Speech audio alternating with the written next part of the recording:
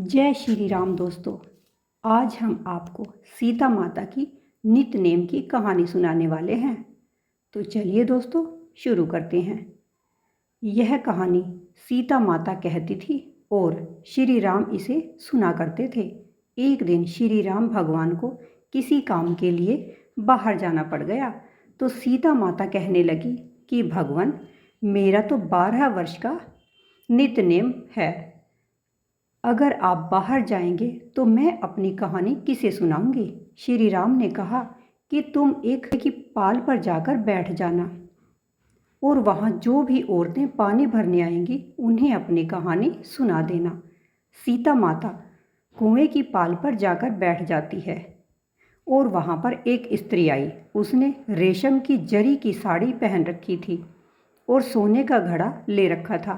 सीता माता उसे देखकर कहती है कि बहन, मेरा 12 वर्ष का नित्य-नेम सुन लो। पर वह स्त्री बोली कि मैं अगर तुम्हारा नित्य-नेम का पाठ सुनूंगी तो मुझे घर जाने में देरी हो जाएगी और मेरी सास मुझसे लड़ेगी। उसने कहानी नहीं सुनी और वहाँ से चली गई।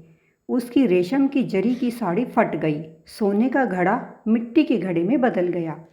सास ने पूछा कि ये किसका दोष अपने सिर लेकर आई है। बहू ने कहा कि सासू माँ, कुएं पर एक औरत बैठी थी।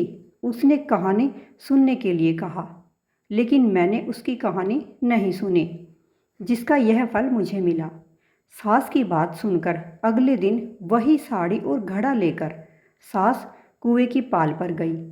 सास को वहीं सीता माता बैठी मिली तो सीता माता ने कहा कि बहन, मेरी कहानी सुन लीजिए। सास बोली, एक बार छोड़, मैं तो तेरी कहानी 4 बार सुन लूंगी। राम आए लक्ष्मण आए, देश के पुजारी आए, नित्य नेम का नेम लाए। आओ राम बैठो राम, तपी रसोई जीमो राम, माखन मिश्री खाओ राम, दूध बताशा पियो राम, सूत के पलना मोठो राम, शाल दुशाला पोठो राम, शाल दुशाला ओढ़ो राम। जब बोलूँ जब राम ही राम, राम समारे सबके काम, खाली घर भंडार भरेंगे, सबका बेड़ा पार करेंगे। श्री राम जय जय राम। सास बोली कि बहन, कहानी तो बहुत अच्छी लगी। कहानी सुनकर सास घर चली गई और उसकी साड़ी फिर से रेशम जरी की बन गई। मिट्टी का घड़ा फिर से सोने के घड़े में बदल गया। बहू कहने लगी, सासू माँ, आपने ये सब कैसे किया। सास ने कहा कि बहू, तू दोष लगा के आई थी और मैं तुम्हारा दोष उतार कर आ रही हूँ। बहू ने पूछा कि वह कुएं वाली स्त्री कौन है। सास बोली, वो सीता माता थी। वे पुराने से नया कर देती है, खाली घर के भंडार भर देती है। वह लक्ष्मी जी का वास घर में कर देती है। आदमी की जो भी इच्छा हो उसे पूरा कर देती है। बहू बोली, ऐसी कहानी मुझे भी सुना दो सासू माँ। सास बोली कि ठीक है, तुम भी सुन लो। और सास ने कहानी शुरू की।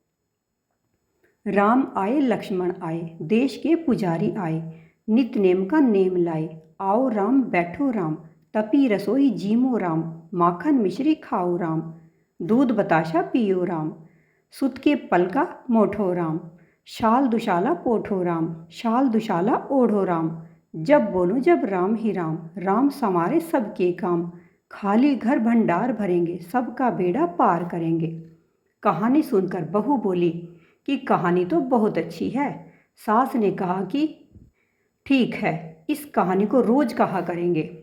अब सास और बहू रोज सुबह उठती, नहाती धोती और पूजा पाठ करने के बाद नित्य नेम की सीता की कहानी कहती। एक दिन उनके यहाँ एक पड़ोसन आई और वह बोली कि बहन, जरा सी आँच देना। तो वह बोली कि आँच तो अभी हमने जलाई ही नहीं है। पड़ोसन ने कहा कि तुम सुबह 4 बजे उठकर क्या कर रही हो। उन्होंने कहा कि सुबह उठकर हम पूजा पाठ करते हैं, फिर सीता माता की नित्य नेम की कहानी कहते हैं। पड़ोसन ने उनकी बात सुनकर फिर कहा कि सीता माता की कहानी कहने से तुम्हें क्या मिला। वे बोली कि इनकी कहानी कहने से घर में भंडार भर जाते हैं, सारे काम सिद्ध होते हैं, मन की इच्छा भी पूरी होती है, पड़ोसन कहती है कि बहन ऐसी कहानी तो मुझे भी सुना दो। फिर वह बोली, ठीक है, तुम भी यह कहानी सुन लो। सारी कहानी सुनने के बाद पड़ोसन कहने लगी, बहन कहानी तो मुझे बहुत अच्छी लगी। अब वह पड़ोसन भी नित नेम की सीता माता की कहानी कहने लगी। कहानी कहने से सीता माता ने पड़ोसन के घर भंडार भी भर दिए। अब तो पूरे मोहल्ले में नित नेम की कथा चल पड़ी। हर किसी की मनोकामना पूरी होने लगी।